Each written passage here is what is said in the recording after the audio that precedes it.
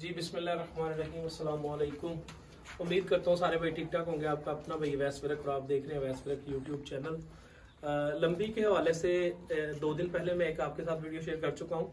आज एक नई वीडियो आपके साथ शेयर करने वाला हूँ लंबी के हवाले से।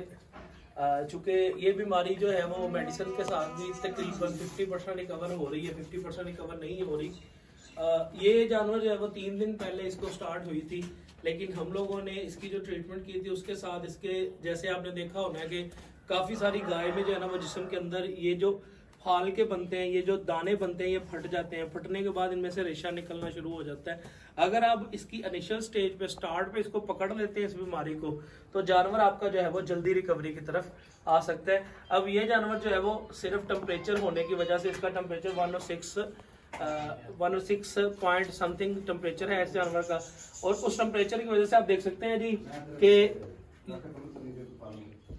कि ये जिस्म पे आपको जो दाने नजर आ रहे हैं, इसकी वजह से जो इसकी बॉडी में टेम्परेचर आया है, टेम्परेचर आने की वजह से इसने कान अपने गिरा लिए हैं और जो है वो आंख इसकी थोड़ी सी नरम हो गई है।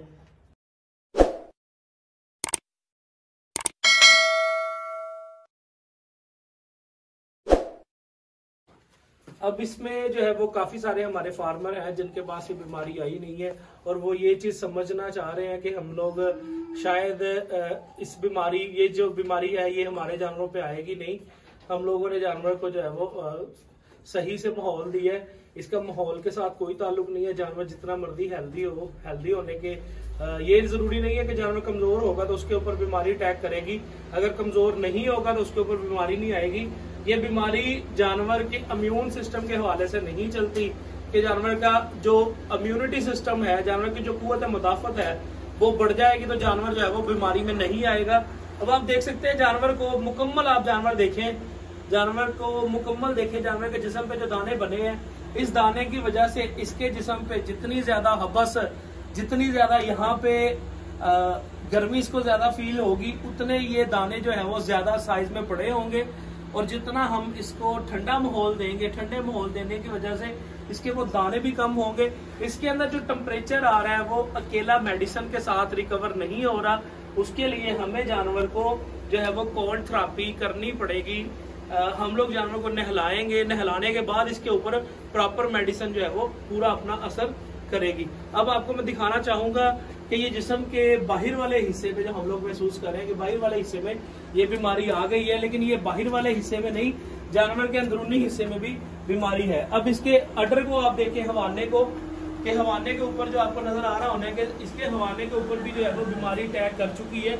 इसके साथ जो दूसरे जानवर बांधे हुए हैं हम लोगों ने, देख सकते हैं आप, ये जानवर जो है वो काफी रिकवरी की तरफ आ रहा है, लेकिन इसके जो फालके हैं, जो दाने हैं, ये दाने इसके जिस्म पे ज्यादा हो चुके हैं, ज्यादा मतलब साइज में बड़े नहीं हुए, और काफी सारी जगह ऐसी है जो जहां पे दाने अभी निकले नहीं है। तो ये आप देख सकते हैं जी कि इसके अडर स्ट्रक्चर पे भी जो है वो निकल आए हैं, पूरे जिस्म पे जो है वो दाने हमें महसूस हो रहे हैं। तो हम लोगों ने इसकी ट्रीटमेंट अब कंटिन्यू रखनी है 3 दिन के लिए। तो इंशाल्लाह ताला ये जानवर जो है वो हमारा रिकवरी की तरफ आ जाएगा।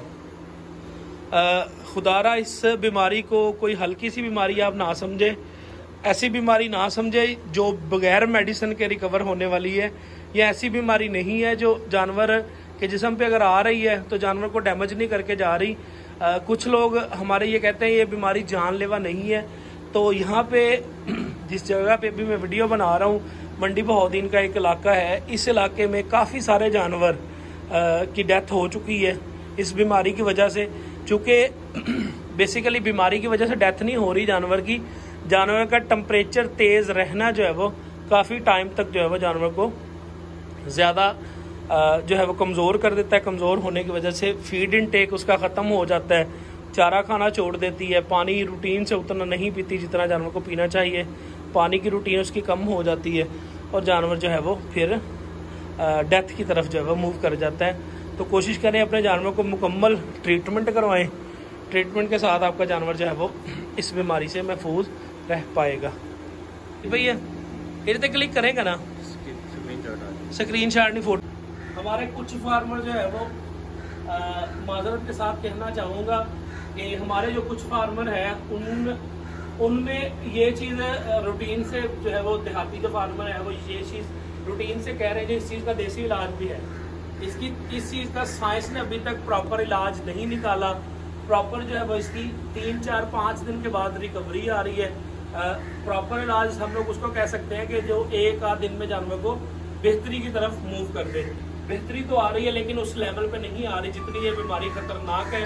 तो हमारे जो फार्मर ये समझते हैं कि इसका देसी इलाज है, कुछ लोग इसमें प्याज दे रहे हैं, कुछ लोग इसको दही दे रहे हैं, कुछ लोग इसमें ऑयल दे रहे हैं, कुछ लोग बाकी बहुत सारी चीजें दे रहे हैं। तो हम लोगों ने कोशिश करनी है इसका देसी इलाज ढूंढना नहीं है, ना कि इसका देसी इलाज कोई है। तो कोशिश करें अपने जानवर को जो है प्रॉपर ट्रीटमेंट करें। ट्रीटमेंट करने के साथ अपने जानवर की जो बीमारी है उसको जिसमें से जल्दी खारिज करवाएं। तो बीमारी अगर जल्दी खारिज हो जाएगी तो हमारा जानवर जो है वो जल्दी रिकवरी की तरफ आ जाएगा। बहुत शुक्रिया।